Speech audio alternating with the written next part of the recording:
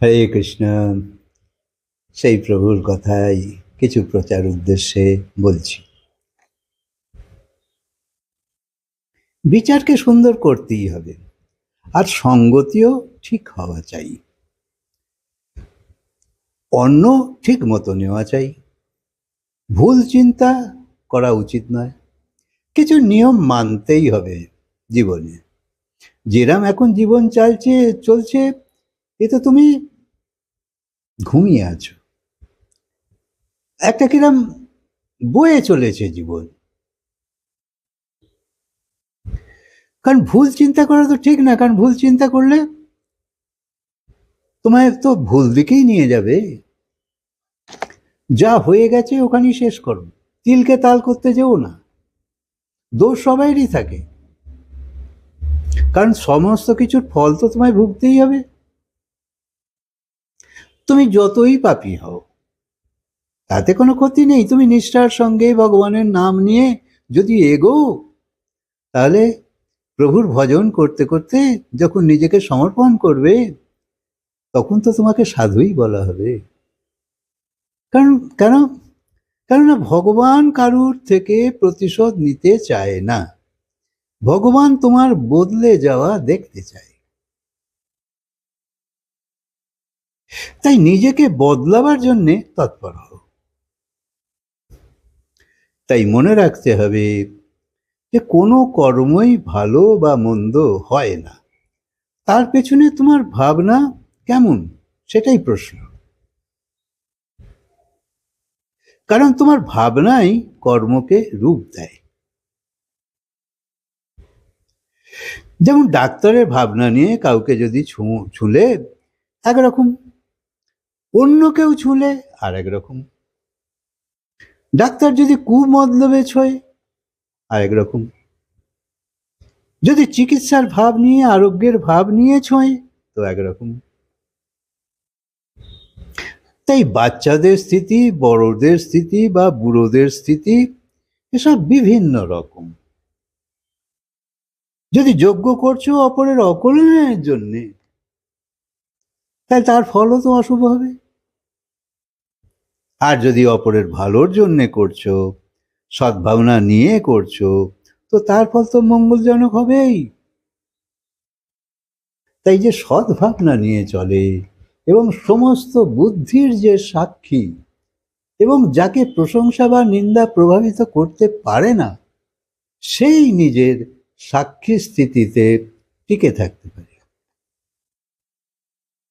গুরু যত বড় জ্ঞানীই হোক, সে মোটেই লিফটের কাজ করবে না। ধ্যান পেকে গেলে, শ্রদ্ধা মজবুত হয়ে গেলে সবেতেই গোবিন্দ নজরে আসবে।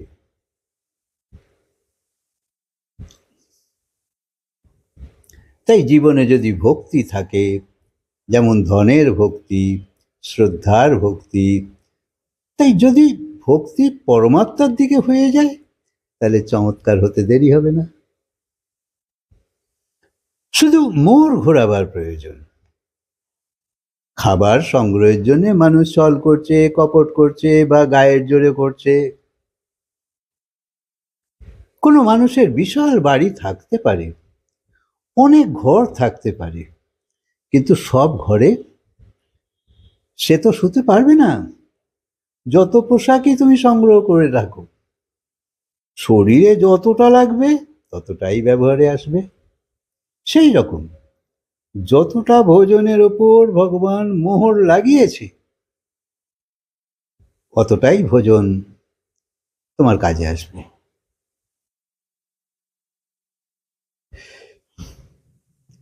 ভগবান যেমন গাছকে এক জায়গা থেকে তুলে অন্য জায়গায় বসানো যায়, সেই রকম মনকে সংসার থেকে উঠিয়ে ভগবানে লাগালে সেই গাছ একদিন এমন বাড়বে যে তার ছাওয়ায় বসে শান্তি পাবে।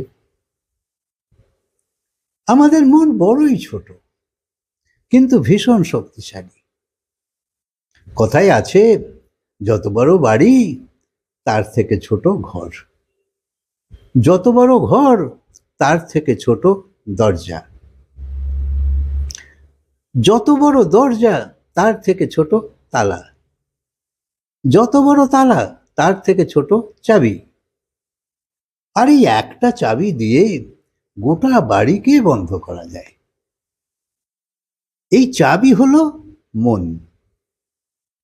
একবার মন নিজের আয়ত্তে এসে গেলে চমৎকার হতে দেরি হবে না।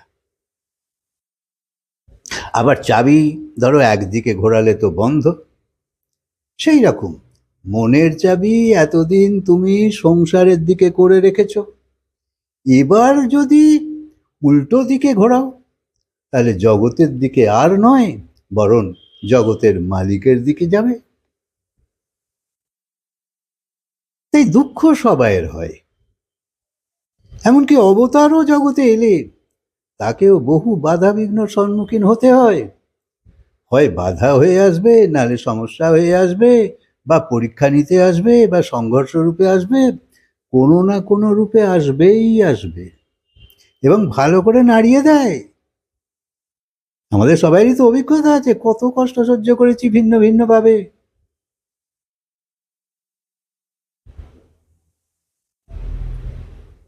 তাই ভগবানের ভক্ত কখনো বলে না যে সমস্যা আসবে না, কারণ কোনো না কোনো রূপে তা আসবেই। তো ভগবানের ভক্ত একটা কথাই জানেন, যে দুঃখের বৃষ্টি হলেও যেন ভগবানের কৃপারূপী ছাতা সঙ্গে থাকে, যাতে বৃষ্টির মধ্যেও আনন্দের সঙ্গে এগুতে পারে। আর এই রকম আনন্দ সামান্য মানুষই পেতে পারে। যেমন কুন্তী বলেছিল, কুন্তী তো শ্রীকৃষ্ণের পিসি ছিল, তাই কুন্তী বলছে যদি কিছু দিতেই চাও তাহলে আমাকে বিপত্তি দাও। শ্রীকৃষ্ণ ভগবান বলছে যে এ কি পিসি, তুমি কি চাইছো? তো কুন্তী হাত জোর করে বলছে যে বাসুদেব, সুখ এলে তো তুমি আমায় ছেড়ে চলে যাবে, আর দুঃখ থাকলে তুমি সব সময় আমার সঙ্গে থাকবে, আর আমি তো সবসময় তোমার সঙ্গ চাই, এবং তাতে দুঃখ আমার উপর কোনো প্রভাব ফেলতে পারবে না। তাই দুঃখ তো আসবেই, কারণ সে তো কর্মের প্রভাব, এর থেকে তো কারুর রেহাই নেই। তাই যেমন মহাপুরুষরা নানা বাধা বিপত্তি সত্ত্বেও ভগবানের পথে এগুতে পেরেছিল, সেই রকম আমাকেও বানাও। যার জীবনে সমস্ত সুখের সাধন আছে কিন্তু পরমাত্মার কৃপা নেই, সে সুখের সময়েও দুঃখী থাকবে। বাইরের লোক ভাবে এ কত সুখী, কিন্তু সে তো চিন্তায় ভাবনায় কাঁদছে। তাই যত পারো প্রভুর শরণ নাও, এতেই তোমার কল্যাণ হবে। দরকার তো তোমার জীবনে ঊর্ধ্বগতি, এই দামি জীবন নয়, অথবা এর থেকে নিচুও নয়, উঠতেই হবে। তাই সেই ঊর্ধ্বগতি পেতে গেলে সদ্ভাবনা ভীষণ দরকার। সদ্ভাবনা, সদ্ভাব, সদ্গুরু, এসব জরুরি। সদ্গুরু প্রথমে তোমার কিছু বন্ধনকে কাটে। প্রথম হলো যেমন সংশয়, সন্দেহ, শঙ্কা, এসব আমাদের ভেতরে গজগজ করছে। প্রথমে বিশ্বাস আসা চাই, শ্রদ্ধা আসা চাই। মানুষ এই যে ভাবে লাভ হবে কি হবে না, ঠিক করছি না ভুল করছি, কি করব কি করব না,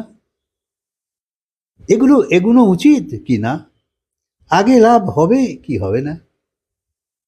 যার মন বাঁদরের মতন অস্থির, এখনো আসন পাতেনি, আর দেখছে ভগবান ভেতরে প্রকাশ নিচ্ছে কিনা, দর্শন দিচ্ছে কিনা।